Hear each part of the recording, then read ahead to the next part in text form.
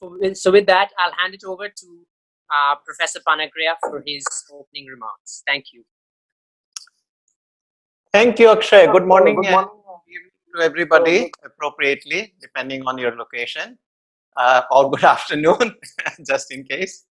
So we had lost Akshay a little bit, while you were speaking, Akshay. But I'll pick up in any case from where you have handed me over. So let me, this is a bit of an unusual talk for me to give. As you all know, I'm an economist, and usually, almost always, I speak on a subject related to economics. But today, this is going to be a bit of a different kind of mix.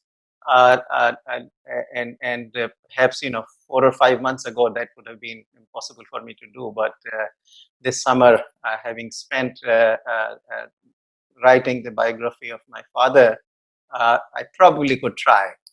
Um, I started off actually writing my own autobiography, thinking that at least there will be some readership perhaps interested in the 3 years that I spent with Prime Minister Modi at Niti Aayog.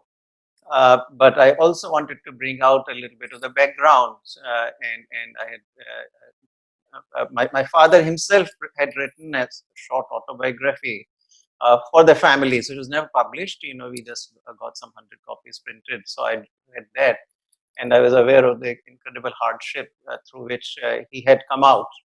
And so I wanted to bring that background out, and so I wrote the first chapter on my grandmother, and then second I was writing on my father, and it kept getting longer and longer till I realized that his life actually was far more interesting to write about than my own. And so I switched gears and ended up doing the uh, biography of my father rather than my own autobiography. Hopefully, I will still get down to doing my own later. So I'll talk, and his life in some ways, you can see it as anybody's life, not necessarily the life of my father, but it's the life of a very ordinary man. But his life, I think, was quite extraordinary. It then brings out a lot of interesting things, both related to economics and I would say, we can say religion or we can say ethics, whichever way you prefer to interpret that. So I'm going to try to weave some of that narrative as I go along. And then bulk of the time we would use for the Q&A, as Akshay has already described. Let me also say, by the way, I meant to say this, Akshay, at the beginning, that how proud I am that you are now presiding over my program. For the professors, I think, that's the ultimate compliment, that their students grow up to take their place. So you are well on your way to do that. So very pleased with that too. All right, so let me turn to the very brief kind of some aspects of the biography, starting off with somewhere, around 1850 is the time that we have some records that the great grandfather of my father arrives in this village called Swana. This is a small village outside of Bhilwara town. Bhilwara is also a district. This is all in Mewar as opposed to Marwar. Marwar is Jodhpur, Mewar is Udaipur, kind of, so that's the distinction. We think, when we think of Mewar, we think of Maharana Pratap. So this was it was a small village, but on the banks of a river called Kothari River, which provided the source of water, and because of the river, the wells in and around the village would remain the source of water throughout the year, and that allowed 2 crops a year and so forth. So that allowed farmers to double crop each year, even in those days. So in any case, that is the background. Budh Singh was the great grandfather of my father, who came to Soana, established a good business. Principally 2 things. Those were the days when the British were selling opium to Chinese, and then they were collecting it from growing it in India and exporting it to the Chinese. So this village also was growing some opium, and Budh Singh established a business as a consolidator of opium, which then will pay the farmers, buy it, and give it off and so forth. So he was able to, it seems, be very successful at it and built a good 3-story house and so forth. He died. His son succeeded, and the son also did well. But around, I think, 18, what is it, 1907, the British concluded a treaty with the Chinese that they will phase out all exports to China of opium in 10 years. And by sort of mid 1910s, so 1915, 1916, somewhere around there, in effect, the British ordered because they're winding up the trade, they ordered the Maharana of Mewar to declare any opium business illegal. And so, in effect, in brief, the opium business really completely collapsed. That led to a lot of accumulated payments that the family had to make to the farmers, from whom the opium had been acquired and then been confiscated by the people of the Maharana of Mewar. In that process, the family got completely wiped out. Then there were also 3 or 4 consecutive deaths. The son of Budh Singh died, his own son died, and the wives of the two also died very in quick succession.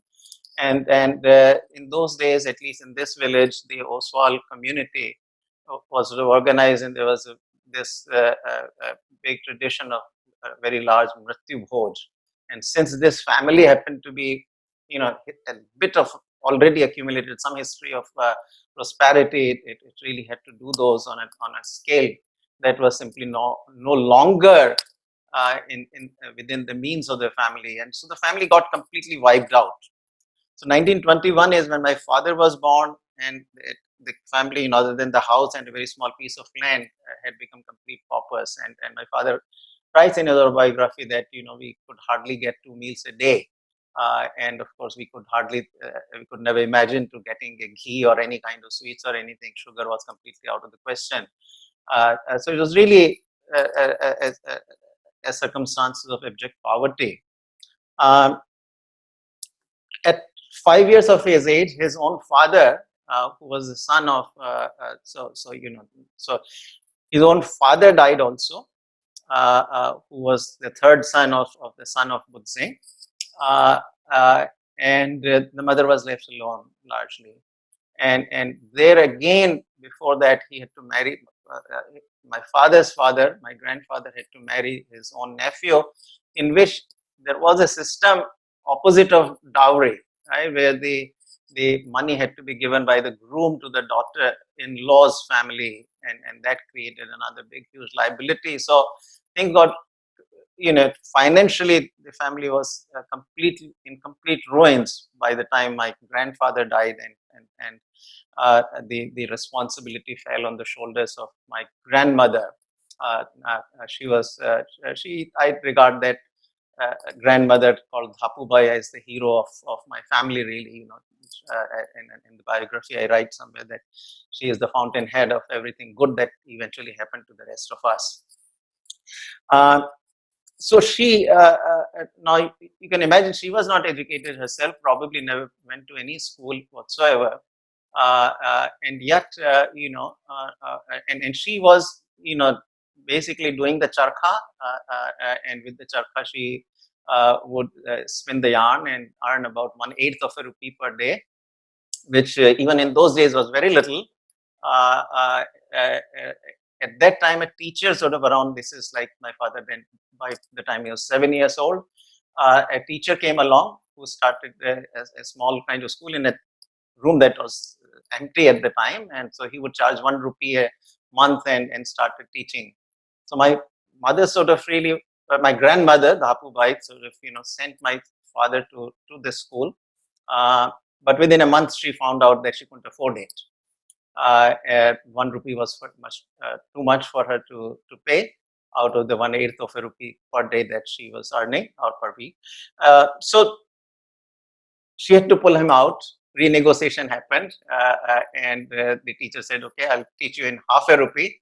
So my father got there. That teacher taught him for about and another dozen students, about for a year and a half. Then he had already taught everything he knew, so he was gone. Another teacher came who knew a little bit of English, so my father learned, and within a year that was off also. So by this time, my father had sort of learned enough English to read a telegram, and he had learned enough to write and read letters in Hindi. So I mean, telegrams usually in English, so he learned enough English to read telegram. That's where he was, and he was going to take up a job in the town next door in Bhilwara, at the shop of a cloth merchant, and he'd been offered some 3 rupees per month for it, and that's what he was going to do. In the meantime, a teacher who was related to the family visited from Baneda.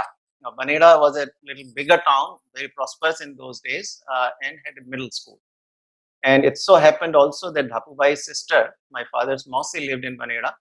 And so this teacher sort of recognized the talent of my father and suggested that why don't you send him to the school where I teach? He'll do well there. So now remember that this is the only son, and she had another daughter, my bua, and Baneda was about 12 miles from Suwana.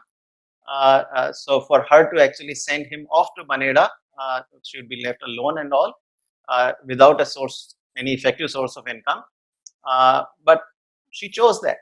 She chose that, and then at 10 years of age, my father walked from Suwana to Bhilwara. I started at 5 in the morning on June 1 or June 30, 1931. So he was exactly 10 years old. June 30th was his birthday. Walked that 12 miles, arrived, leaving 5 a.m. in the morning, arrived at about 3 p.m. in Baneda. And the next day, of course, he started school. And so that's where he then did middle school. But by the time he was 14, so around this is January 1936, he was barely 14, not 15, not completed 15, but just 15, 14 plus. My grandmother contracted tuberculosis, and January 1936 she died. So at 14, he really lost his mother as well as his father, and so he was pretty much left alone. Nevertheless, he kept on going, and with the help of the teachers at Baneda school, because that was at the middle school, right? So he completed that by 1936. At that point, this school people at Baneda encouraged him because he was the topper in his class throughout. So every year he would be the top student in the class and so forth, and did the best in a long time in the middle school, which was a board exam in those days that he took in Ajmer and all. So one of the teachers actually took him to Udaipur, got him admitted to the Marana college in Udaipur, admitted also to the Jain hostel. There was a Jain hostel there where he was admitted.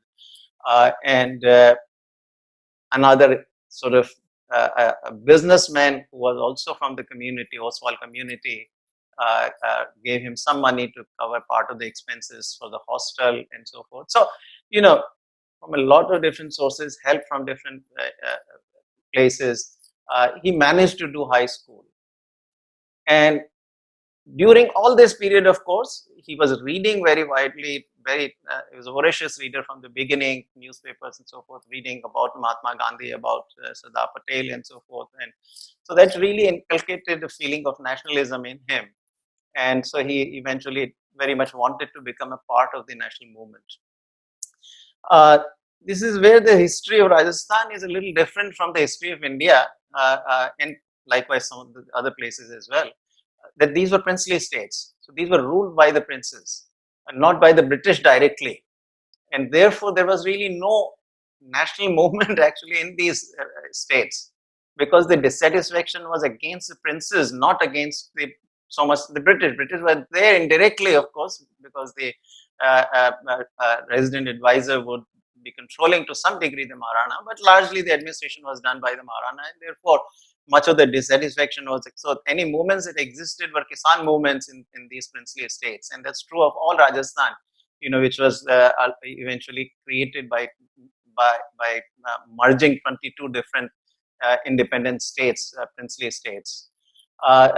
So and till 1938, in fact, the Congress had a very explicit policy that the movement would be limited to the provinces that were ruled by the British directly. These were the 11 provinces. And so therefore there was no presence of either the Congress or any direct kind of national movement. But my father was very inspired, having read on the various national leaders, and so he was very keen. So eventually, after his high school, he joined the government of Mewar, and that is where he began to then look for links to the freedom movement. Around 1938, Congress changed the policy. They said that Congress name can still not be used, but you create Praja Mandals in the princely estates. And these Praja Mandals can then begin to demand people's governments in the princely estates as India becomes independent. So Mewar Praja Mandal became the focal point, which was founded in 1938 by Manikalal Verma. My father very quickly had joined it. He had sort of created a branch of it in village Suwana, and he was the president of that and all. After joining the Mewar government, then he also became a sort of leader of the employees and agitated a bit against the Maharana as through the unions of the employees and so forth.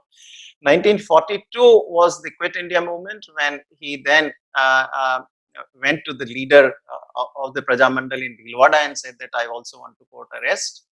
But by that time, actually, by the time he offered himself, the decision got made by the Congress that Mahatma Gandhi wanted Praja Mandals to do more social work rather than offer themselves for arrests. So my father was very regretful that he missed that opportunity. Eventually, in any case, he left the Mewar government, joined a newspaper in Jaipur, which was the newspaper that was championing the cause of freedom movement and the Praja Mandals. And this was called Lokwani. So he became one of the editors of Lokwani and wrote against all the princely governments, in particular against the government of Mewar and so forth. Eventually, India became independent. He joined Manikalal Verma in the initial United State of Rajasthan that was formed, which included Mewar plus some of the southern and southwestern princely states. Eventually, all of that got merged into Rajasthan, and he joined the Rajasthan government. But and then he served there and all. So I'll leave that story sort of there, more or less. There is a lot more in the book that I follow up. He became a writer after retirement from the government and so forth. Wrote some very influential books on the history of Rajasthan and all. All right, but let me try to draw some of the things out of the biography. There are at least two things, from the economist standpoint. Now I turn to sort of my economics side of it. Two things very sort of importantly come out, and one is education. You see, at the end of the day, had my grandmother really not seen the value of education that far back, and it is still a mystery to me how did she really think of it? Because for a mother who only has one son, first to shell out part of her very, very hard-earned income to get him any education at all at that half rupee per month fee, and then to send him off to another town where she would then see her only during the summer. It was quite a decision, but it was really that particular decision that in the end, got all of us where we are today, meaning the family, So So that's one. I think the importance of education. Really, in the end, we have done lots of different things and all, including the reservations and so forth. But at the end of the day, even for the Dalits and for the tribes and so forth, when if we had really invested more in education, I think they would have come out of the poverty and other difficulties of their lives much sooner. But in the end, the reservation really helped a few, perhaps. So it's not like it didn't help, but it helped very, very few. But if the effort had been on education, I think things would have been quite different for everybody. Second, and more importantly to me, comes out is the rural-urban migration. Uh, around 1985, my father came to visit. The father and mother both came to visit the United States. And when I took him around Washington D.C. and we were passing through the outside the White House, father sort of felt very proud and said, "Look, where you started in Jaipur, and here you are. There was a capital of just one state in India, and here you are in the capital of the world. So I told him, I said, in fact, it's quite what is much more impressive is your own migration from Suwana to Jaipur. That, once you had migrated from Suwana to Jaipur, for me, any migration from Jaipur to anywhere was much easier. And that was, but the point is that in the policies, we often shun migration, particularly rural urban migration. And this is the kind of, very critical view taken largely by the elite in India. I think it's very anti-development. I mean, at the end, if I could be where I am today, it's because my father migrated from Suwana to Jaipur. If he had not done that, it wouldn't have happened. And one very good example of this very anti-migration kind of view of development is a rural development minister in the last government when they started this Narega, the National Rural Employment Guarantee Scheme.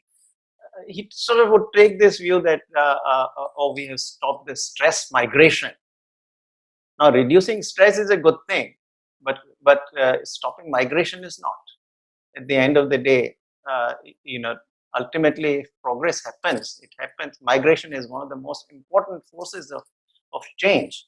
And when you're young, and I know this from my own experience to some degree, I should say, because I migrated also from Jaipur to the United States, but also from the story of my father and so forth. When you're young, you want to explore the world, you're ambitious.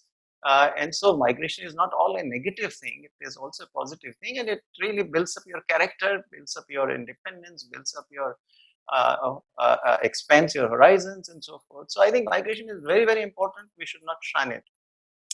Lastly, the connect to the religion. And I'll very quickly take that. I'm sorry, I've taken a little bit longer than I'd planned originally. But I want to read out, when my grandmother died at 14 years, when my father had to sort of, uh, uh, do the cremation. In his autobiography, this is what he writes. And it is a difficult thing for me to read out. Every time I read it, I choke on it. So I hope I don't do that right now. So he said, I was made to light the fire at the cremation place on the banks of the village tank. I was shaken. Within hours, mother was reduced to ashes. Having lost my father at age 5, she was not only a mother to me, but a father as well. She was a strict disciplinarian and never bent before anybody in the worst of circumstances. She gave me only one advice during her long illness, that I should remain honest and truthful. Her memory always inspired me to remain so. And I think this is, to me, the crux of Jainism. The principal thing: be honest, be truthful. I think that was the advice my father got. That was the advice we got from our father.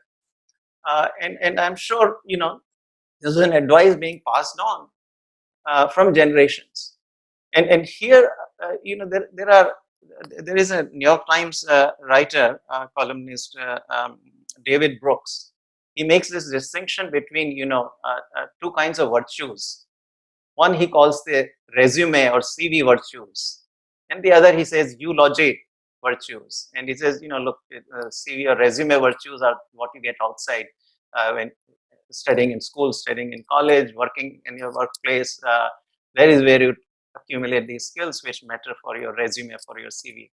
But then there are other virtues which people describe on when they eulogize a person in the obituaries and so forth. And these are the virtues you get in the family. So, the virtues that we have in Jainism, and I think we got, I just go back to the general 5 tenets of Jainism: Satya, Ahimsa, Asteya, Brahmacharya, and Aparigraha. I think those are just the right ones, but you're going to get that only in the families. And that is what we certainly got from our families, all our brothers. We are 3 brothers and 2 sisters. And one brother is an engineer, another one who was also honored as Padma Shri is a neurologist, very famous one. And basically, we got the values really within the family from father. And this also actually has a very good economic angle to it, which is that if we can really teach, in the families, all our children, and as basics about Satya, Asteya, which is non-stealing, corruption will go away. I mean, in a way, what has happened is that these basic tenets that at least Jain religion teaches have gone away from the society at large. I think also, at least within my family, there's also a lot of emphasis on the tolerance. And my father actually, in 1974, this was very close to the 250th, 2500th birthday of Mahavir. He had helped found this organization, which is now huge, called Mahavir International.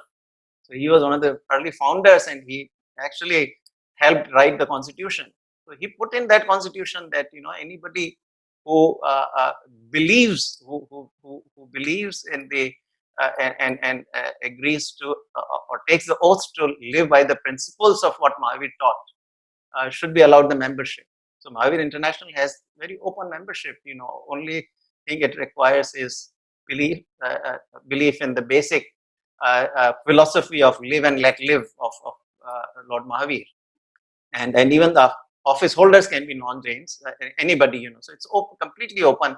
All you require is the belief in the principles that Lord Mahavir kind of enunciated. So that is also very much a part of what we got from our father within our family. So let me stop there. I think we can come to discuss a lot of, I'm sure, other issues that you would like to discuss. But a formal presentation, let me end there. Sorry, I took a little bit longer than I planned. No, Professor, I think that was truly the description of, I think, what's very aptly the title of your book, The Extraordinary Life of an Ordinary Man. And I'm sure your father will be very proud to kind of see all the achievements of his children. We actually were able to find one person who was a contemporary of your father, if not a contemporary, had the opportunity to interact with him at the Rajasthan Patrika. So I thought it would be nice to kind of have them say a few words in their experience of your father. So with your permission, I'd just like to invite him to be a panelist and just tell us a few words. I think would be great to kind of have him share his experience of your father. While we're doing that, why don't I take the opportunity to ask a few of the interesting things that popped out to me while reading the book. So I think you mentioned your great-grandfather, Kajormal, who was a successful businessman whose assets were seized by the government. And I think you were a part of the government when the new insolvency and bankruptcy code was brought in. Uh, would love to kind of hear your perspective on would a bankruptcy law have helped him in his time? And I think what's the kind of moral versus legal dimension of bankruptcy? Because morally, of course, I think there's a requirement to pay the creditors, but obviously legally, I think, and from an efficiency point of view, that might not make sense when there's a kind of a big externality. Yes. In the time of my Kajori Mal, which is my father's grandfather, at that time, of course, bankruptcy probably wouldn't have meant very much for them. What happened was the seizure of the assets, meaning this was, opium which had been bought from the farmers, and farmers had to be paid back. Bankruptcy was not, in the sense that in the end, somebody had to pay. So what it was more like a bit of, what I would say is like a nationalization without compensation. The assets were seized, quote unquote, assets were seized without any compensation. In principle, we lived with that kind of situation actually for quite a while. I'm not sure even what today the legal situation is, whether in principle, the nearest thing that is done these days is the land acquisition, right? So that was it for a very long time. The government used to be able to acquire land at throwaway prices. That actually existed quite a bit of time. After that, the 2013 Act makes it much tougher. But bankruptcy law, I think, is very, very important. I've written on the necessity of bankruptcy law for at least 15, maybe 20 years. This was a very hard-fought battle. I shouldn't say that it's because I wrote that we got that law. I hope I played little bit of tiny bit of role in changing people's minds. But this is very, very important. You see, what happens is that because when there is no proper bankruptcy law, what it means is that there is no easy exit out of a business. And if there is no easy exit out of a business, then entrepreneurs are afraid to enter the market. So entry gets impacted, and so the whole competition, everything gets impacted adversely. So easy exit ought to be there with, of course, appropriate safeguards so that the creditors don't get shortchanged. But I think what we have in Insolvency and Bankruptcy Act is quite good. On the margins, we can still improve that. On the ethical side, what I would say is this, that as long as the rules are well known, rules are known to everybody, both the creditors and the borrowers, and the rules are properly enforced, I don't see any conflict ethically speaking, because those are the rules by which we have all agreed, and rules are made by a government which is elected by the people. And those rules, once made, we have agreed to those rules. As long as the rules are known to both creditors and borrowers, and they are enforced properly, ethics should not be in the way. Creditors take a risk. They are in the business actually of taking risk, whether it be banks or anybody else. It is only when you cheat on the rules, and that happens an awful lot, which is where I was saying that the eulogy virtues that ought to be taught within the family is not done nearly enough today. And so we have had these incredible episodes. Look at the Reserve Bank of India report, that annual report that came out, about 25th of August. 1.85 lakh crore rupees of fraud. This is in the banks. In the year 1920, just 1 year, 1.85 lakh crore rupees worth of fraud. And 80% of it concentrated in the public sector banks. So this tells you something about the ethics and morality of what we are, and this is where ultimately you cannot impose ethics and morality from outside. You can only impose laws from outside. But if those who enforce laws are themselves corrupt, then you're back to square one from the legal side. And so ultimately, I think the solution lies in ethics being taught within the family. No, thank you so much, Professor. I think that kind of redoubles the importance of the principles of all religions, but also Jainism, like you mentioned, right? I think the ethics and morality are extremely important. I think so we have Govind Chaturvedi ji. He's from the Rajasthan Patrika, so he looks after all the big metros and has been there for quite some time. Govind ji, would love to have you say a few words of Shri B.L. Panagariya. I think the audience would love to hear a perspective of someone who's had the opportunity to work with him. Mr. Chaturvedi, thank you so much for joining us. He's a writer and now an editor at Rajasthan Patrika, and he knew Shri B.L. Panagariya while he was a writer there as well. We'd love for him to say a few words, please. बहुत बहुत धन्यवाद. मैं आभारी हूं कि मुझे ये मौका मिला आप सब लोगों के साथ जुड़ने का. कल जब निहार जी ने मुझे बताया कि रमेश जी एक आयोजन कर रहे हैं और उसमें अरविंद जी होंगे और मौका है पानगड़िया साहब की जीवनी पर भी चर्चा और बाकी जो जैन धर्म के सिद्धांत और उन पर चर्चा का है. सबसे पहले मैं रमेश जी को, पद्म जी को, पानगड़िया साहब को स्वाभाविक रूप से नमस्ते करता हूं और उनको भी अक्षय जी को जोड़ते हुए सबको धन्यवाद देता हूं कि ऐसे मौके वाकई में हमको क्रिएट करने चाहिए. और जो रमेश जी और आप सब साथी लोग इसको कर रहे हैं, बहुत असाधारण काम है. और बहुत ज्यादा मतलब लंबा भाषण देने के बजाय मैं वहां एक लाइन ये कहना चाहता हूं कि ऐसे आयोजन जो नई जनरेशन है उसके लिए बहुत इंस्पायरिंग आप करते रहिए. नंबर 1. मैं आगे की अपने जो भी जितना भी 2-3 मिनट बोलूंगा उतने में पानगड़िया साहब, बीएल पानगड़िया साहब को मैं सीनियर पानगड़िया साहब कह के एड्रेस करूंगा. अरविंद जी और मेरे अशोक जी से भी बहुत मतलब वो एक तरह से मान लीजिए मुझे छोटे भाई की तरह ट्रीट करते हैं.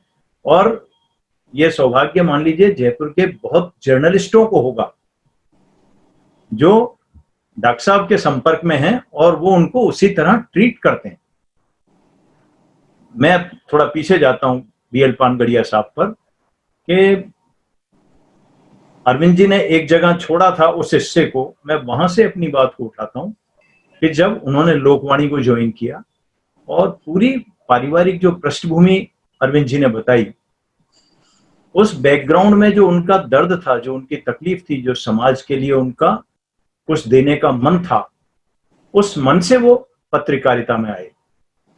मैं बीच बीच में कुछ शब्द ऐसे बोलूंगा जिनका कोई इंटेंशन नहीं है मेरा, लेकिन आज की पत्रकारिता तो वो है नहीं, मैं उस पर नहीं जाऊंगा, उस पर बात नहीं करूंगा. पर जब उन्होंने लोकवाणी ज्वाइन किया होगा तब देश की आजादी से लेकर के और नए समाज के आजादी के बाद नए समाज के निर्माण तक के सारे सपने उन लोगों के पास थे. तो पानगड़िया साहब ने जो वहां से शुरू किया, सीनियर पानगड़िया साहब ने, और बाद में राजस्थान पत्रिका के दौर पे अगर मैं आता हूं तो वहां से उन्होंने लिखा पढ़ी का जो सिलसिला उनका शुरू हुआ, बॉम्बे क्रॉनिकल या और जितने भी इंडियन एक्सप्रेस, कितने अखबार होंगे उस दौर के जिनमें वो लिखते थे. और आप ये सोचिए अक्षय जी कि आज का जमाना तो हमारे पास, आपकी जनरेशन या मेरी जनरेशन को भी थोड़ा उसका फायदा मिल रहा है कि इंटरनेट और ऐसी चीजें आ गई कि एक क्लिक में आप दुनिया को देख लीजिए. पर जब सीनियर पानगड़िया साहब लिखते थे उनके पास वो चीजें नहीं, उनके पास मेमोरी थी केवल अपने एक अनुभव था उनका अपना. और उस सबसे जो उन्होंने लिखा, आप सोच भी नहीं सकते कि उस दौर में राजस्थान के कौन कौन मुख्यमंत्री रहे. उनके नाम अगर मैं आपको लेता हूं तो हरिदेव जोशी, शिवचरण माथुर, एक सीमा पर जगन्नाथ पहाड़िया, उसके बाद के दौर में अशोक जी अशोक गहलोत जी जो आज भी हैं, तीसरी बार राजस्थान के मुख्यमंत्री बने हैं, ये सब वो लोग थे जो राजस्थान को बहुत अच्छे से समझते थे और उन सबके बीच में इंतजार होता था कि राजस्थान के किसी भी इशू पर राजस्थान पत्रिका में पानगड़िया साहब क्या लिख रहे हैं, चाहे वो अर्थनीति की बात हो, चाहे वो सामाजिक नीति की बात हो, चाहे वो किसी और घटना की बात हो। और हम लोग जो अखबार में उस समय बैठते थे, हम एक फोन करते थे उनको, जो भी हमारे साथी, इतवारी पत्रिका थी उस समय, पत्रिका का ही एक और हिस्सा जो था साप्ताहिक, रविवार ये जो पत्रिका निकलती थी। आज तो अक्षय जी, मतलब मैं माफी चाहता हूं, जो मेरे और जर्नलिस्ट साथी भी अगर इसमें कोई जुड़े हुए होंगे तो उनको मेरे उससे कोई तकलीफ नहीं होनी चाहिए, लेकिन हम अगर अपने आप में हाथ में चिंतन करेंगे तो वो चीजें हमको नजर आएंगी कि उस दौर में एक एक, दो दो, तीन तीन, चार चार पन्ने पूरे किसी एक इशू पे देते थे, और उसमें हम पानगड़िया साहब से, सीनियर पानगड़िया साहब से रिक्वेस्ट करते हैं कि पानगड़िया साहब ये आना है, ये चाहते हैं कि इस पे आप लिखें। आज तो मैं बार बार अक्षय जी को एड्रेस कर रहा हूं, उसका कोई मतलब नहीं है, पर आज तो अक्षय जी अखबारों में एडिटरों की, लिखने वालों के जो संबंध हैं वो ये होते हैं कि आपको ये लिखना है।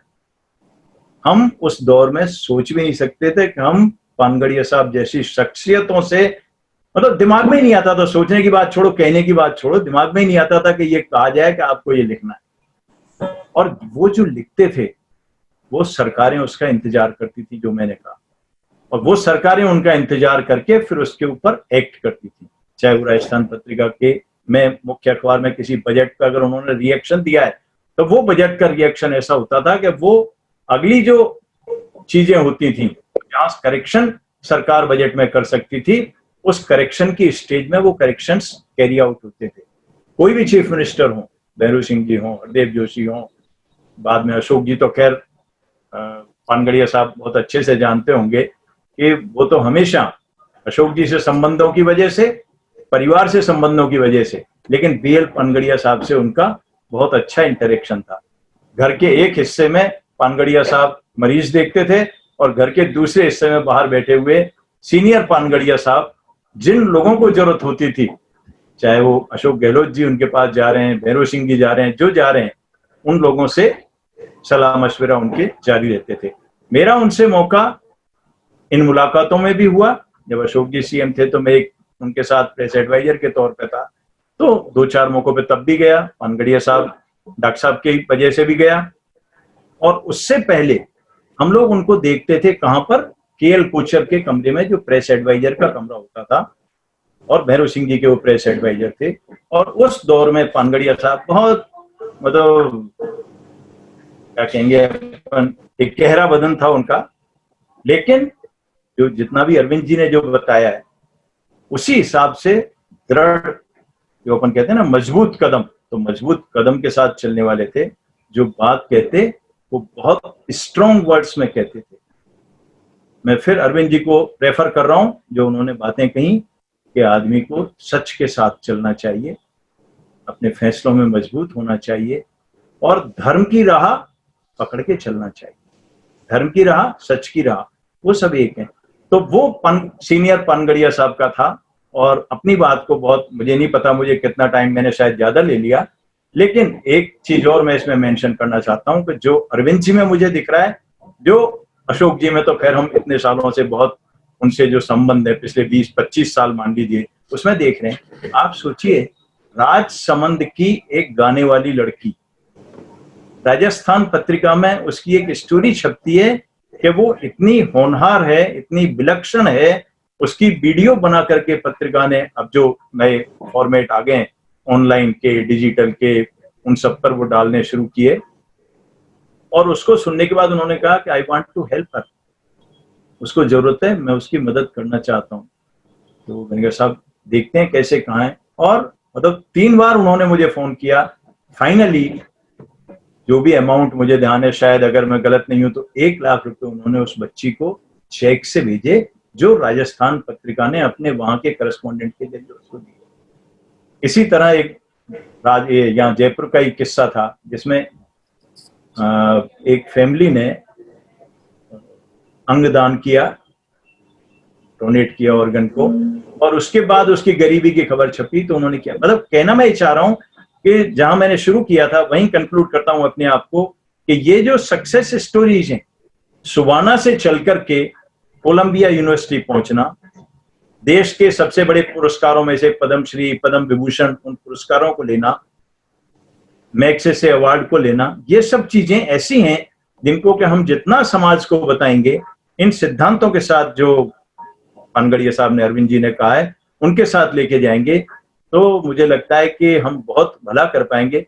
एक चीज जरूर मैं चर्चा में डालना चाहता हूं, और मौका होगा तो अरविंद जी उसका जवाब देना ठीक समझे तो देंगे आगे की चर्चा में, नहीं चाहे तो नहीं देंगे, क्योंकि मैंने जहां पढ़ा वहां मैंने ये पढ़ा कि सीनियर पानगड़िया साहब अरविंद जी को एक आईएएस के तौर पे देखना चाहते थे। उन्होंने आईएएस क्लियर भी किया, पर शायद इंटरव्यू में नहीं गए। ये मैंने पढ़ा है, मेरे पास पुख्ता चीज नहीं है, तो अरविंद जी उसको बताएंगे। आज भी जहां वो हैं, वो शायद उससे बहुत बड़ी जगह, कम हल्की जगह नहीं है, लेकिन एक वो क्वेश्चन मेरे दिमाग में था कि उन्होंने उस स्टेज में उसको चूज क्यों नहीं किया। मैं आप सब लोगों का बहुत बहुत आभारी हूं, मैंने बहुत समय लिया, उसके लिए माफी चाहता हूं। Thank you, Chaturvedi ji. I think it's great. It's great to hear from someone who's had the opportunity to interact with Shri B.L. Panagariya. Thank you, Chaturvedi ji. I'll just give Professor Panagariya a chance to answer that very direct question. Then I'll hand it over to Mr. Kincha, I think, to transition a little bit to a few questions on the economy.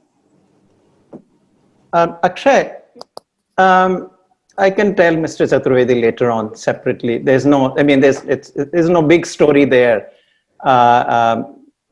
Let's use the time you have for the wider audience. Unless, you know, if many more feel they want to know this, I can tell them, but that's it. Sounds great, Professor. Mr. Kincha. Doctor, you're talking very well from the experience of your life, that the struggle that was evident in the earlier generations of your family, the fiber that they had in terms of facing the adversities of life, the moral fiber and the physical fiber, all type of adversities, they were able to shoulder that very well. Now, we are in some sort of a crisis today also in terms of this post-COVID-19 scenario, where our life and livelihoods both are coming under some sort of stress. There is therefore an issue that human interactions, our social interactions, which are the bedrock of our happiness and well-being, are being curtailed today. We are now practicing some sort of an untouchability technically, that we are not willing to, or we are not wanted to, or we are not forced, we are therefore compelled to ensure that we maintain distancing. There is a new normal that's happening. We are calling it new normal, but actually the underlying thing about this normal is there is an uncertainty, there is a fear, there is an insecurity. And therefore the question that arises today is that when we are under stress, how do you foresee the events unfolding in the future, both in the near term and in the future term? And what would be your recommendation from your foretelling of our stories concerned, adversities and the wherewithal to go along with that? So this fear that I have and the hope that I have, how do we address these issues, and how do you therefore look forward to the times that unfold from today onwards in the short term, the medium term and the long term? It's a very wide-ranging question. Now, first of all, you know, to the extent that COVID poses for the very poor an existential threat, I think there the government has to step in. I think our government has stepped in with very substantial transfers of, or basically free distribution of food. As you know, the Food Security Act covers about 75% of rural and 50% of urban, total 2/3 of the population. And within that, they have, you know, it was already being about 5 kg of grain was already being given at very low prices, almost negligible prices. And the government added another 5 kg at no cost, plus 1 kg of dal. So I think that basic thing the state has to really come in to help with. Now, beyond that, I personally think that this is a hardship that has been placed on everybody. Everybody, as far as coronavirus is concerned, it basically is almost an equal threat to everybody, and indeed to some degree more so in the urban areas than in the rural areas. But at the same time, I take generally the view that this is a short-term threat that we have. I have no doubt that vaccines will be coming forth, and we will get over it. I always refer to, you can go back to the pandemic of the 14th century, the Black Plague, as it was called. Then we had another one in in the late 1918 to 1920. In fact, my great grandfather Kajori Mal actually died in that as a victim of that particular pandemic. That was much bigger. Several million people died in India alone, and worldwide, of course, the toll was incredibly large. Today, we have learned to deal with that kind of threat, and remember that as threats go, this is a much bigger one, but we are also much better prepared to deal with it today. Information flows through fast. We know what to do. Only thing is that we also have to be responsible citizens. And I think, I see this both in the United States, and I read about it for India as well, that large number of citizens are not being responsible in the sense of using the masks. I mean, you cannot go into crowded places while the threat remains without a mask.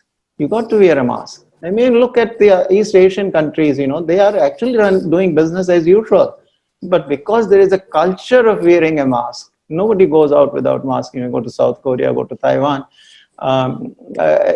That is something, again, we need to teach our children, ourselves also. It's not just a matter of children, it's also the older people tend to defy. Having said that, and so it's a matter of, for a short period, maybe this will last almost another year, but I think we'll get over it. I just don't see, I'm by nature an optimist person. So I mentioned two of these crises, but then we also had the Great Depression. We got over that. We had in our more recent memory, we had the crisis, the 9/11 in my city, 26/11 in Mumbai, and then the global financial crisis. So all of that imposed hardships. Tourism collapsed actually in the wake of 26/11 in Mumbai. I remember visiting there, and the taxi driver telling me, how difficult it was for them and all. But at the end of the day, we are all a robust civilization and a robust population, and we'll get over it. And vaccines are on the way. Now in the US, the US president is talking that by the end of October, probably some vaccines will get released. Very optimistic reports on two of them here. The third one on Oxford is very well ahead as well. So I'm not, pessimistic in any way. And as we conquer the health side of this crisis, I think, right now, because of the health threat, not all the workers are able to be in the marketplace, be in the workplace. And therefore, the economy still is not at its full capacity. But as we get out of the health crisis that's associated with COVID, I have absolutely no doubt we'll very quickly get back to our full capacity equilibrium, full capacity GDP, and then return to the 7 to 8% growth rate that we have been clocking over the longer period from almost 2003 to 2019. If you take the average, we have grown about 7.5% over that period. That's for a democracy. That's the best any democracy has actually done. So we should take inspiration from that. We should take a lot of solace from that we have done it and we'll continue to do it. So I'm not worried. I'm really not worried. Let's just be a little bit more patient and persevere and let this pass.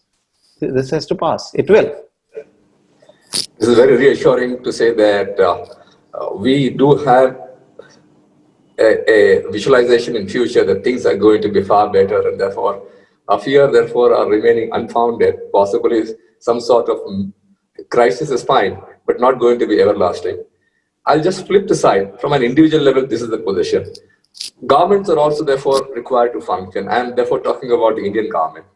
That there is therefore a pressure on the government today in terms of increasing demands on its finances for various needs, multifarious needs.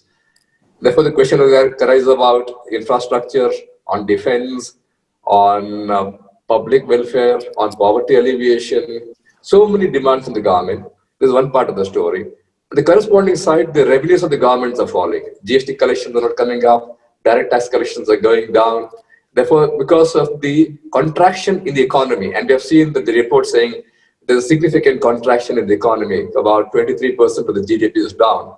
I know that, yes, we are comparable as compared to other countries. Possibly the contraction is still not that bad. But nevertheless, it does indicate that there is a strain on the government, and the government therefore is compelled to borrow more. And therefore, they are now indicating that the borrowings of the government could be more than 90% of the GDP. The report today says that American borrowing also is about 98% of its GDP. So borrowing today is going to cause stress tomorrow in terms of interest servicing, in terms of pressure on the rupee, in terms of our dollar exchange rate, in terms of our government rates of savings, returns on the saving. There are a lot of complications from the macro level government side, and we look to the government for the purpose of ensuring that our well-being also is dependent upon the way the government acts about and it responds to this type of crisis. What would you see as an appropriate part of plan from the government side to ensure that they're able to meet the increasing demands, and that pressure that the government has should not have a repulsive effect or a rippling effect on the people concerned? Right. So, no, I mean, these are questions we've been grappling with. And once again, you know, after all, a crisis, we have been hit by a crisis and a really, really big one at that. So nobody is going to be come out unaffected from it. Just as, you know, 2007-8 global financial crisis, you know, ultimately did impact everybody, and but we came out of it. You're absolutely right that debt to GDP ratio will rise because precisely because you said, you know, revenues are shrinking. So you know, we started COVID as somewhere around, you know, the debt to GDP ratio was about 72%. It could rise up maybe up to 90% of the GDP. That will mean more interest payments down the road, and that will eat up in the budget of the future. The interest payments will eat up into the budget of the future. So the governments will have to be more creative, but that is all the more reason, to today take all the necessary steps for accelerated growth in the future. Because in the end, how do you increase your revenues? You increase your revenues by growing faster. And you also, you know, increase your revenues perhaps by widening your tax base. I mean, India's tax base tends to be a bit narrow. Very few people pay taxes and so forth. So widening the tax base is also important. But largely, you have to grow much faster. So I must say that in that sphere that the government has in fact done quite well. You know, India has no shortage of critics. Very few people defend the government, but in this case, actually, as far as COVID is concerned, the government has in fact designed its policies remarkably well. First of all India practically, you know, except one or two, you know, mine was probably one of the few voices where I was saying that, you know, we should not follow the US and Europe in going to town with this 20% of the GDP in transfers to beef up demand, you know, because there was no supply. Whatever you do to demand, you know, you can give people tons of money, but if there is no supply, what are they going to spend on? So there is no response in terms of the GDP to be generated by the demand if the supply itself is constrained. And supply was constrained because workers were not there. Demand can help a little bit when the workers are there and they're coming in and so forth, so you can draw more of them in there. So the government was absolutely right not to go to town with its spending. And the government also announced a large number of reforms. If you look at the Atmanirbhar Bharat package, which the second tranche, first tranche was in March, 26th March or so, and then in May, after the 12th May speech by the Prime Minister, there was a whole week when the finance minister for 5 days announced this Atmanirbhar Bharat package, and a large number of reforms, economic reforms, were announced there, and that was fantastic. For example, one of the things that hopefully they'll be able to do now, they've not been successful so far, but I hope they can be now in the current situation. They are going to do privatization by a very wide margin. So there's going to be a policy announced which would, in effect, close many of the sectors which will be non-priority sectors to the government enterprises completely. So any enterprises that are in non-priority sectors will be disposed of.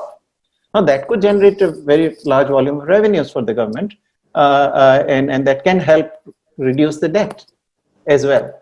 So there are creative ways we have to go about it, but ultimately, to me, the key to this entire problem is growth, including the China threat that we face.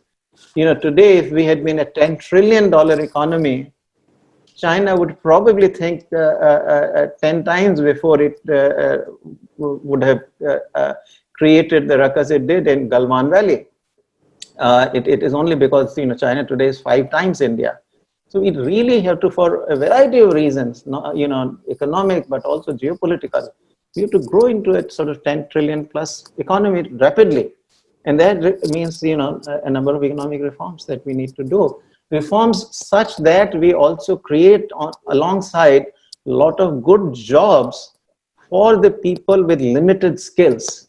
You see, one of the problems of the Indian economy is that it generates output, the GDP, in highly capital intensive or skilled labor intensive sectors. Our successful sectors, pharmaceuticals, information technology, auto industry, machinery sector, these are all the financial sector. They all employ very, very few workers. Most workers are either in agriculture, farming. This is where the migration is extremely important. You can't have agriculture today produces 14-15% of the GDP, but 42% of the workers are dependent on agriculture. How can you sustain that? It's impossible. In the United States, less than 5% of the population produces agricultural output for the entire country, and much more is left over to be exported. But we, are using, in fact, far more land than the United States as a proportion of our total land area, and far more number of workers and so forth, but we produce less than the United States. So productivity can't rise. One simple example, 70 million farms in India, which are more than half, about 48% of the farms. 70 million farms in India are less than half hectare, and the average size of these 70 million farms is 0.23 hectare. Who can live on that kind of farm? Nobody can. I mean, you have to do something on the side to even get the poverty level, above poverty level of income. So you need migration to happen, farms to get larger, but you also need to get corporations or companies to get larger. We are currently, only 9% of India's workforce is in companies which have 20 or more workers, and 20 is hardly large enough. So if you look at only the companies with 200 workers or more, probably less than 5% people are employed in those companies. You need many, many more medium and large companies, because we very much kind of publicize and say, oh, MSME is micro, small. But these are very, very, and self-employment. But these are very low productivity employments,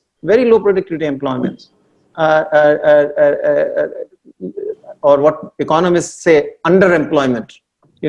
So You need to create jobs, and this also means, therefore, a shift in the industrial structure towards labor-intensive apparel, footwear, furniture, a lot of light manufacturers, all kind of kitchenware, everyday use things, electronics, laptops, and iPads, you name it. These are the products that China has been exporting in vast volumes, and particularly what China exported in the 80s and 90s. That's what we ought to capture, because China can't do it. The wages are very high.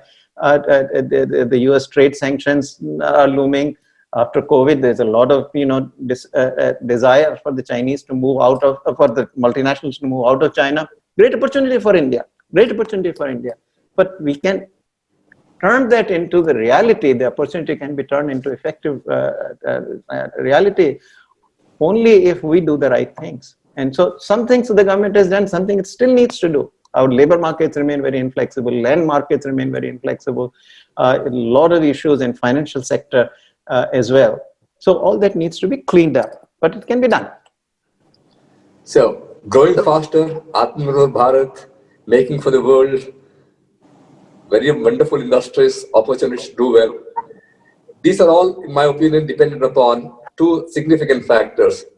The ability to provide employment, and that also is in turn depends upon the way our education system comes about. And we have had the new education policy coming in, and we have seen some of your reactions on this matter to say that may not be necessarily the right approach, because we don't have to address necessarily the students, first address the teaching staff and the remuneration and incentives to them.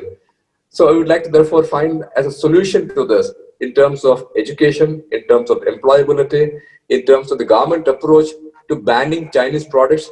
You have also been mentioning, no, it should be an individual who could do that. Government should therefore stay away from restrictions. And internally, the trade and tariff barrier that countries are trying to put across to say that we would like to have the domestic industry itself growing. You're also mentioning that that may not necessarily be the right approach, because that does not help you build efficiency, does not help you become global, does not help you compete with the world. Therefore, possibly, it may be solving the problem in a short run, but in the long run, that not is the appropriate solution. So, a range of issues. I know there are a lot of people who are going to ask questions. Therefore, I thought I'll ask the last question, mixing a host of issues concerned, so that we get a wider dimensions about what India has as a potential and what India needs to do in terms of particular areas of its strength. Yeah, so I'll separate those multiple questions into two. One is related to education, and the other is about trade policy. So the other one is about trade policy, where whether you go for global markets or whether you try to put tariffs on imports to shore up the domestic market for domestic producers only. So education, of course, is an area which has remained largely, particularly higher education, has remained largely unreformed. Almost very little, semblance of reform started with some autonomy to some colleges, some 50, 60 colleges a year ago. But that's, to me, that's roughly most we have done in terms of the reforming the higher education system. There, I think the higher education policy, actually, the National Education Policy, NEP, has a good roadmap. Now, it remains to be seen. In the end, they have to bring out the National Education Commission Act, and what form national, what is it called, Higher Education Commission or something, HEC. What form that takes is going to be very important. If they largely stick to the philosophy that's outlined in NEP, the National Education Policy, I think that will be a very good reform. I mean, a lot of that, I've written what the education policy consists of. A lot of it, actually, I have written on. And my current book, The India Unlimited, the last one that came out, that has a long chapter on higher education, which outlines pretty much the plan that is there in the National Education Policy, with some small differences. So that will be a good thing to happen. On school education, as you said, there is the problem that, particularly in the public, you see, this view is very dominant in India, and particularly among the decision makers, that giving school education is the government's responsibility. And what they believe in, what they mean by that is that the government has to run the schools. Now, the experience has been that the government is really badly failing in it, very badly. And I'll give you some glaring statistic to back up what I'm saying. Today, 2/3, 68% of the government schools have less than 100 students. Average number in these schools is 45. And this is the official number, which tends to be inflated because there is midday meal scheme. So the more the number of students, more ration you get from the midday meal scheme. So there is inflation. There is a CAG report that says that very clearly. So it's not what I'm saying. It's not my claim. It's what the Comptroller and Auditor General of India says. So if you really, and then there is every day easily more than 20% of the kids are absent. So if you look at the class in these schools, 2/3, 68% of the schools, 5 to 7 students per class per day at on any particular day. Now this is not even pedagogically a good size.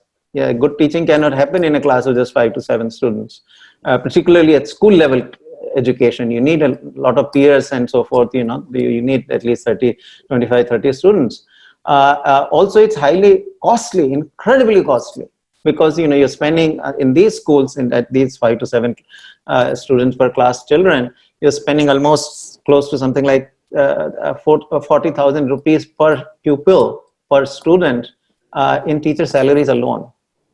Now, teacher salaries in India are incredibly high. If you compare the teacher salary to per capita income, it is one of the highest in India compared to whether it is China or South Korea or what have you.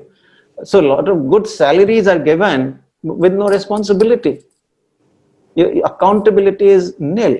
So there are some teachers who are very devoted, so they do a good job, and you'll find some good government schools. There is no doubt. The Navodaya Vidyalaya and Kendriya Vidyalaya are good schools, no doubt. But these are tiny bit, a very small proportion of the public sector schools. The vast number of public sector schools, there is a major exit happening. Why? These 68% of the schools, why do they have so few students? Because they have left. Children have left. Between 2011 to 2017, some 2.3 crore children have left public schools, of which you can find 2.1 crore in the recognized private schools. And a lot of kids are also in unrecognized private schools. The government doesn't recognize them, but they provide better education than the neighborhood public sector school. And so parents send them to these unrecognized schools. So that is the scene you have. And on that one, I think, how do you create accountability of the teachers? I think the national education policy is silent. It doesn't do that. And so I basically feel that, part of the money you're really shelling out on the salaries of teachers who don't show up, or don't actually, even if they show up, they don't teach adequately. Part of that give to the children, parents of children, in the form of vouchers. That look, the government does it for its employees. For its employees, it gives some 27,000 rupees per year.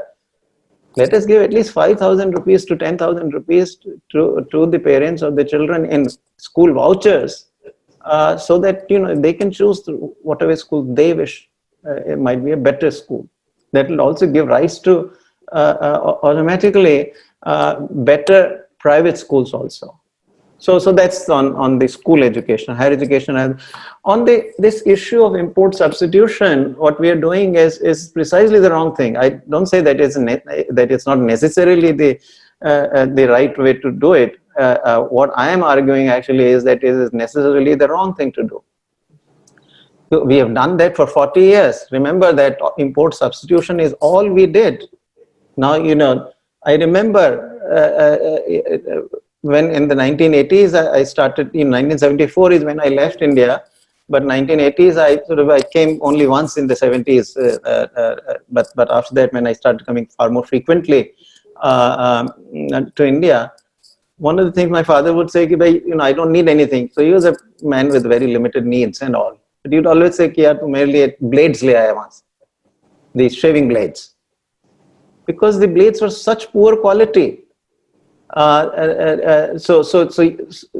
And that represents the quality of the products we were producing at the time. I mean, I remember, we would joke fountain pens. We used to say, "Kya fountain pens?" Now these are ballpoint pens. But in those days, there were these, where you would put ink. These were ink pens. And the joke was, it works quite pretty well as a fountain, but not as a pen. because, because the ink is overflowing out of the pen, So the quality of the product. So what happens is that if you don't compete in the global economy, you say, let's first this whole infant industry kind of argument and all. Let's home ground. First of all, 70 years you are doing home ground. How long? All the adults, all the children from the 50s and 60s, they have grown up. I was a child in the 50s, and early 60s. I've grown up into an adult. None of these companies, none of these sectors, industries we were protecting has grown into adulthood at all. They still want the same protection. How does it follow? And you're really punishing the consumer. Take the automobile. 70 years you are protected flat out. Today, the import duty on automobiles is 120%. And the same automobile you buy and same automobile I buy, the one I buy here, identical models, is better product, and so yours is a worse product for which you pay 1.5 times the price. Why are you being punished? If they were going to become efficient, by now they would have become efficient and at least would sell you the automobile at the same price for the identical model that I buy here. But no, you are paying 50% more for the car. They haven't. And in the global economy, what is their share? Less than 1%. If they are really becoming efficient. I like to use the analogy of the sports, Think of the cricket. Think of cricket. How are you getting these fantastic players? You start off with, Saurav Ganguly to Yuvraj Singh to Tendulkar to Virat Kohli to Mahendra Singh Dhoni. What have you, one after the other? Because they play international cricket. They have to be the best in the world. If they are not best in the world, they're gone. So you really have to strive hard. You learn from them. You teach them. But above all, you practice. You shape up. So if you are operating in the global economy, the same thing goes for the companies. That you got to be the best in the world, or you also learn from the other companies. Whereas if you say, let's keep these foreign goods out of my market, let's just compete domestically and all, you will get these small little firms which will never become global. For last 6 years, we have been encouraging the mobile industry, the electronics in general, but mobile industry in particular. In the 6 years, there is not a single domestic manufacturer of mobiles that has come through which promises to become an export powerhouse. 6 years is a long time. If really this was going to work, I should have got some local manufacturers who actually become, the Lava is probably your largest local manufacturer, and nowhere near becoming an export powerhouse. Nowhere. So you got to let it's like, swimming. You have to go into the water to learn swimming. You can't paddle outside of water to learn swimming. So that's what we need to do. Because otherwise what you're doing is, now remember also that sometimes we think that, import market, we can take that and that will add to our GDP. It doesn't work that way, because when you, let's say, protect the electronics industry invests more. So certainly in 6 years, electronics industry definitely has grown. I'm not saying it didn't grow. It grew, but it took capital from somewhere else. So somebody else was left with less capital to invest. So somebody has to shrink. And these are export industries that end up shrinking. And when export industries shrink, what you are doing is you are encouraging the industries where your manufacturers are costly relative to foreigners. And you're discouraging by taking capital away from export industries where you are the more cost effective producer relative to your foreign manufacturers. So you're doing exactly the opposite thing. So this idea that somehow we are going to really become a great manufacturer by replacing imports by domestic manufacturing is precisely the wrong one. That I think that is only one area where I have come out very strongly to say that unfortunately the present government is going in the wrong direction. I think we need to switch gears. We need to look out to the global markets. We need to conquer the global markets. And remember, why do you want to? I mean, we think that we can export more and we can import less. It's not going to happen. And anyway, I mean, think about it. Suppose you shut off all the imports. You want to bring no imports whatsoever. Why would you want to export? The whole idea is that you want to export so that you can import something more cheaply.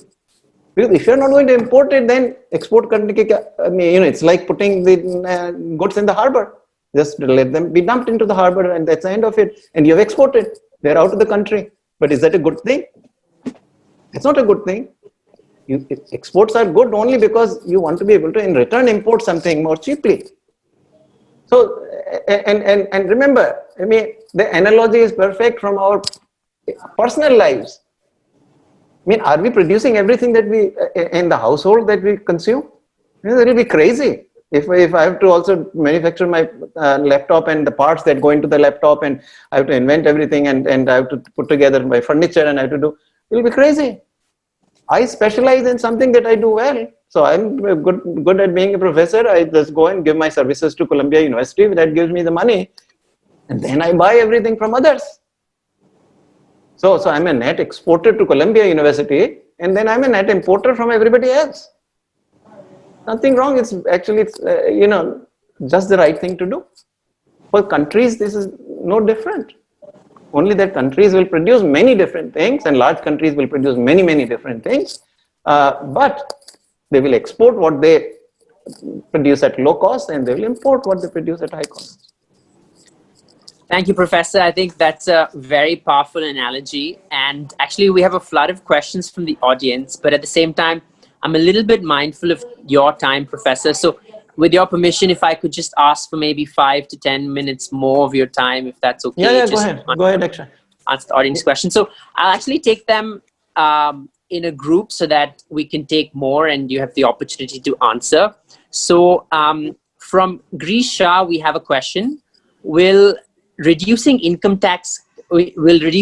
tax rate not increase compliance? And if so, what is the apt rate for the highest tax level? So that's one question.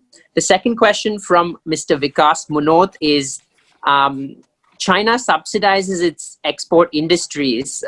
What's the right strategy for India to counter that? That's the second question. Another question, maybe because of its nature, is from an anonymous attendee. They say that corruption is endemic to the Indian economy. How do we get out of this kind of almost like a Nash equilibrium where we're in the wrong Nash equilibrium because everybody is doing corruption. So if I don't do corruption, then my business won't survive. And there is no alternative. And then also, how do you reconcile that with Jain principles? Then the fourth question is around space. So obviously, we're seeing the commercialization of space, but also some countries do the militarization of space. Is that the next frontier? What are your perspectives on that from like an economic perspective? That's from Shobha Barthamanan, the last question. Okay, so the last one I'll pass, I really do not know. I mean, I know that some of this stuff is going on, shooting the satellites and so forth. Only thing I can say is that eventually somewhere we will have to get some kind of international treaty. Right now there is nothing.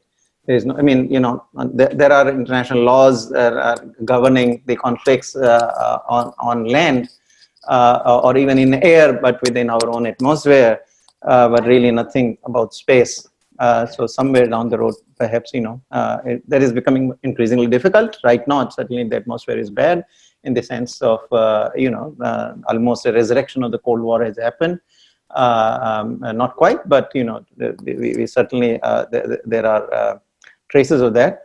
So it's going to be a tough thing, but I think the only thing I can say is that probably some sort of international understanding or treaty, something of international rules will have to be agreed to, at least some minimal rules to govern this space.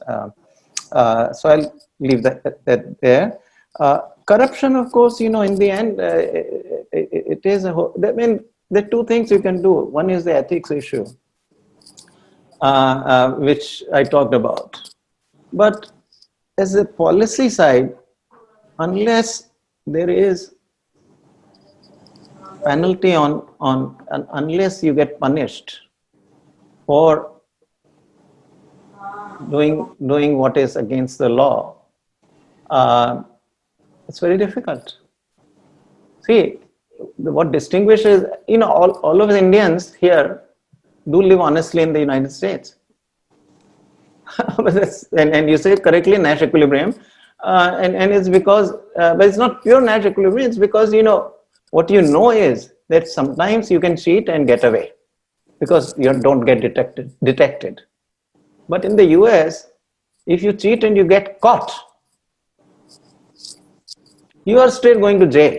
You can be anybody. We saw that even for the wrong, incorrectly so, but the managing director of the International Monetary Fund, when he was supposedly kind of caught into some sort of sexual offense, he was taken away from the plane and with paraded actually with handcuffs on him. But our own, small matter, Rajat Gupta, famous businessman, in the end he had to serve his jail term once he got caught. The problem in India is that you can get caught and you get away. You can even spend a year or two in jail, come out and start living your normal life. There's not even social sanctions against you. It's really, and so unless the enforcement that look, if I get caught, you can't get away by bribing your way out. Unless that happens, there is very little hope, which is where I personally think that, look, in the end, let us grow into 10, 15 trillion dollar economy. Once, per capita incomes rise up to $4,000 to $5,000, for a large part of everyday life stuff, there will be no need for corruption left. If we traffic violations, we'll pay the ticket and that will be the end of it.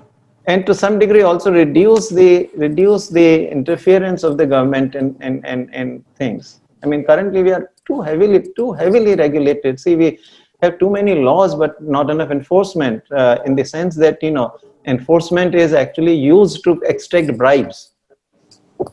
And when you think, we make laws to catch 2 or 3% who would misbehave. But in the process, then we inconvenience the remaining 95, 97% of the people. Laws have to be also, that sometimes you have to tolerate the violations of the 4 or 5% so that the remaining 95% can be comfortable. I'll give you an example. The common objections I would get, I've for a long time advocated that, rather than give these rations and so forth, this massive food security program in which the government first procures all the food grain and then distributes through its fair price shops to the people and all. Replace all that by cash transfers. Right?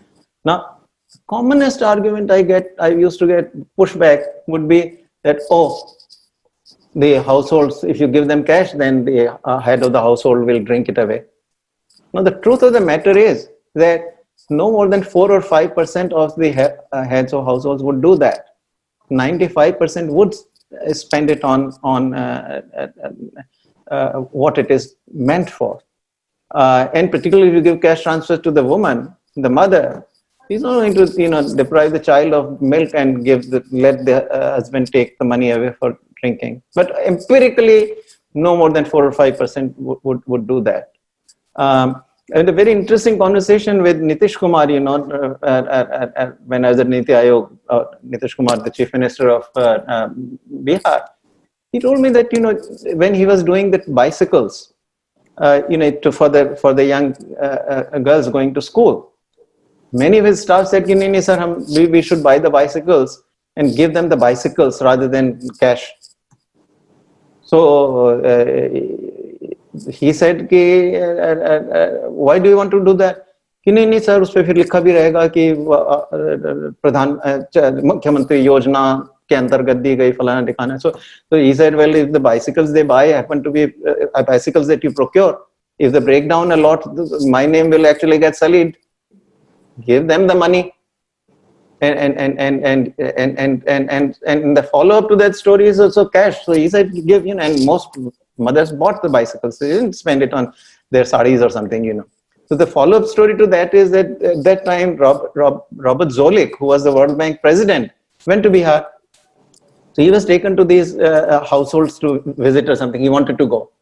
So he started asking these women, why did you not spend this money on your own saris or whatever other things, So the women started talking to each other. So the Zolik said, translate, what are they saying? So the interpreter said, sir, there's just a talk among the women, nothing. No, I want to know. So the interpreter said that, what kind of a stupid man this is? The mother, they're saying that money was given to us for our daughters. Why would we buy sarees with the money that is given for the daughters? So, but we imagine these things, we make policies for, so that the 5% will not misbehave. Let the 5% misbehave, 95% are good. So that's how the rules, we ought to make rules in that way. So this is my sort of long-winded answer to on the corruption issue. You can't, I understand your Nash equilibrium issue. You can't easily move these equilibriums. So, these are not unstable equilibrium that little kind of push and it'll go away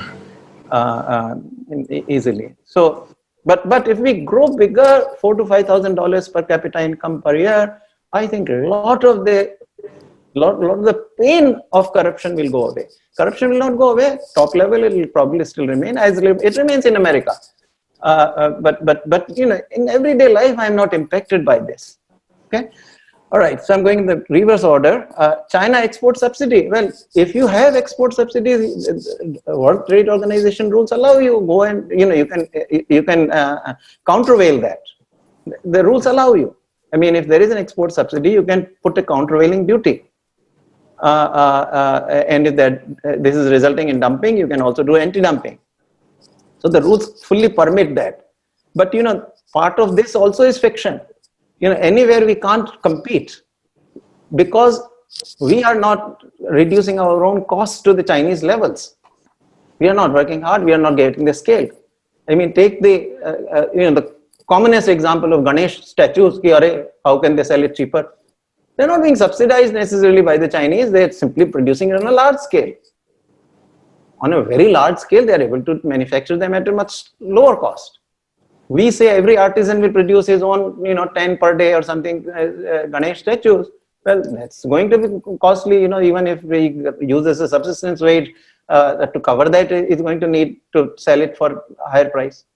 So most of this complaint about Chinese selling it cheaper, I think is bogus, because there may be some legitimate ones where you can, and we do it. A lot of anti-dumping duties are actually currently imposed on the goods that are coming from China. Export subsidies can also be countervailed if that is what it is. But the truth of the matter is that a large number of products, the Chinese products, are cheaper because they are producing them on scale. I said earlier that we are so few. Look at garment, the clothing manufacturers. You got hardly 2 or 3 large-scale manufacturers who have factories which, go up to maybe 2,000 people per factory or something like that. China, you go 100,000 people per factory. You got a whole town that produces one particular garment, or one particular, there's a town which produces only buttons. It's that kind of scale that brings the cost down. So but we simply refuse to recognize the scale, the importance of scale. So all our laws actually, and also policy pronouncements, push us towards these very tiny little things. We still think, "Yare bhai, sabko sakore banane and mitti ke sakore, sabko replace the for environmental reasons by mitti ke sakore." What we call these earthen wares. Sabko ek wo whatever chalk is what we call the wheel on which these are manufactured. Give them. But that doesn't get to scale. That's not going to reduce the cost. Will not make you cost effective. You need large scale. So I think that's where we need to work on. And income tax. So I don't know what is the appropriate income tax, but I think at the top end, I do feel that we are taxing too heavily today.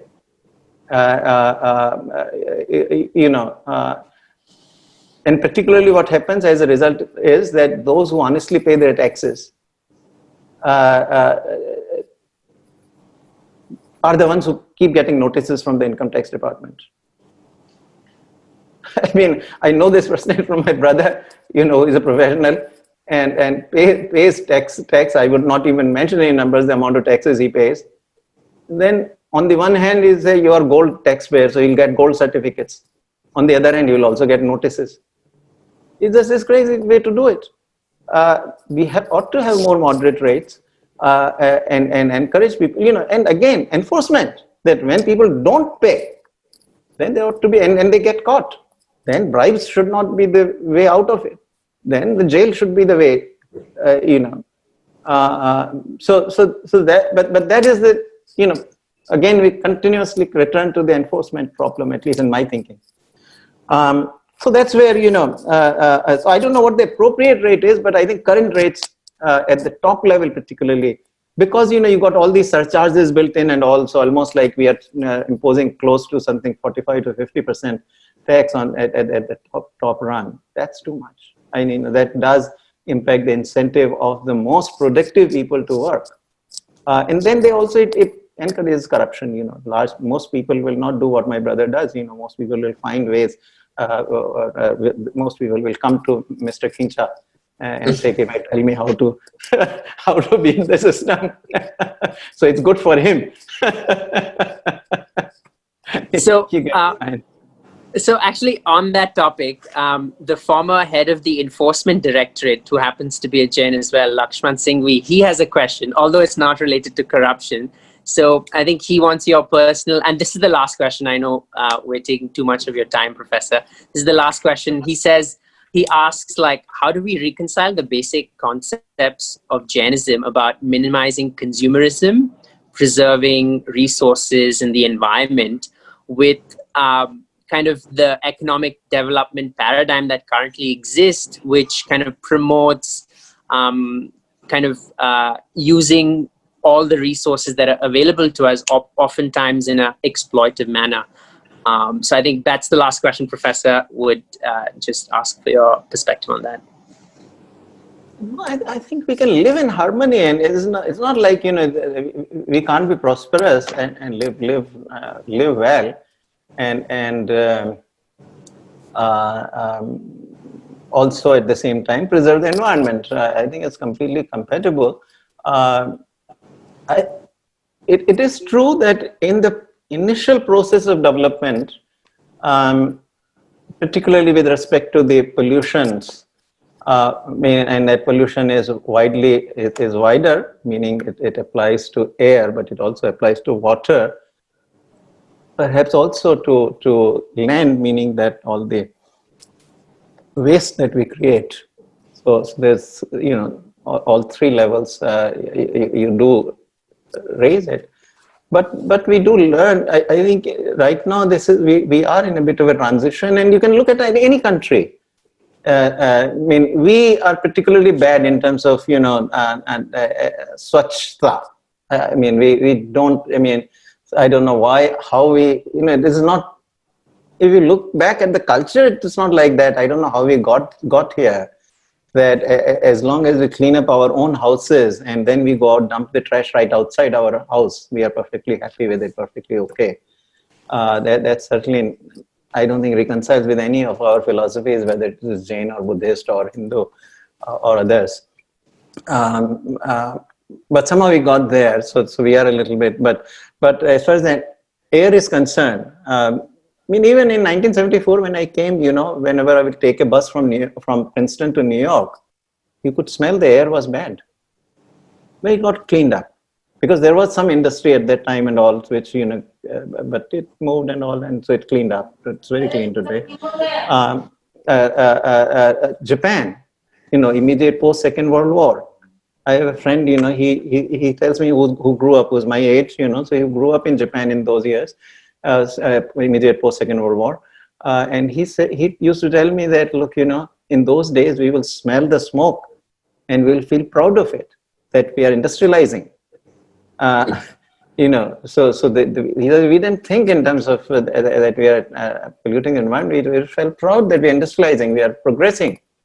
But again, got cleaned up. Rivers in the United States, even in the 70s when I was here, were a disaster. Got cleaned up. So once the incomes rise a bit, right now we lack resources. We lack so much resources, I mean, existence itself. I mean, we can sit here on Zoom and talk about this, but for the large part of the Indian population, existence, is the issue. It's not the environment, or it's not the, how do I get a reasonable amount of necessities, 2 square meals, living a good place to live in, and basic things, basic necessities of life. That's the much bigger question, but once incomes rise, all this cleanup will happen, even with some limited, by the way. I mean, even on the cleanup, we have made progress in the last 15 to 20 years. I mean, at least parts of Ganga, for example, got cleaned up because, our 20 years ago, our income was probably not even 500 billion. Today, at least with 2.5 trillion or nearly 3 trillion, we have some resources. And that is why we were also able to get over certainly we are able to at least deal with the COVID crisis. Because, prosperity that has come in the last 15 to 20 years has equipped us a little better. I mean, just think about it, just 20 years ago, if this had happened, where would we have been? The impact would have been much harder, within a short period, we were able to actually manufacture these masks, PPEs, to the point that we are not able to export. So also, when you look at things, don't look at only at the snapshot. Also look at the change that has happened. I think a lot of our pessimism comes from looking only at the snapshot. If you look at progress that has been made, and often, we also try, because bad news always sticks better in your minds, and the television and everybody also images bad news sells more than good news does. So good news is no news. But think about the good things also that have happened. Think about all the changes that have happened. I tell you, 1980s, I used to be so pessimistic. India can never get where South Korea, Taiwan, and some of these East Asian countries had gotten to, because we were completely slaves to the license permit Raj. And I didn't think that given our bureaucrats and their power, they will ever let go of the license permit Raj. So I was very pessimistic in the 1980s. But boy, 1991 happened. After that, I never was pessimistic, because then we changed things. So change can happen, and we have seen it happen. Similarly, my other pessimism was about the roads. I remember even after liberalization 91, somewhere in the mid 1990s, I came, from US to landed in Delhi, and the rains were so heavy that all roads had gone washed up and all. And so I had to take a bus to come from Delhi to Jaipur. And so this driver was very entrepreneurial, so he really went around Rewari and whatever the other, a trip that would normally take 4 hours took about 10 hours and all, but he got us there.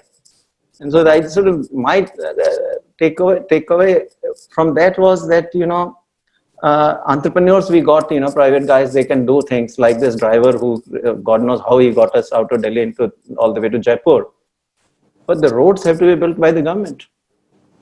And how are we ever going to build good roads? And without good roads, there is no development. Then early 2000s, we were going from Jaipur to Bhilwara driving, and on which there was this Jaipur-Kishangarh road, which was part of the quadrilateral project of Atal Bihari Vajpayee. And I said, wow, man, this is America. 3 lanes on one way and 3 lanes on the other side, and fantastic road. So that was my second pessimism that went away. I said, no, we can build roads also. So I think we have to look at things, the good things that have happened. We have come a long way. And so if you do not focus just on the bad side and just on the snapshot, but also see where we were 20 years ago, where we are today, I think you'll feel much more optimistic. That's my sort of... Thank you. Thank you so much, Professor Panagariya. I think we had a wide-ranging session from roads to migration to education policy to trade policy. And also, I think most importantly, the celebration of an extraordinary man, at the biography of your father's book.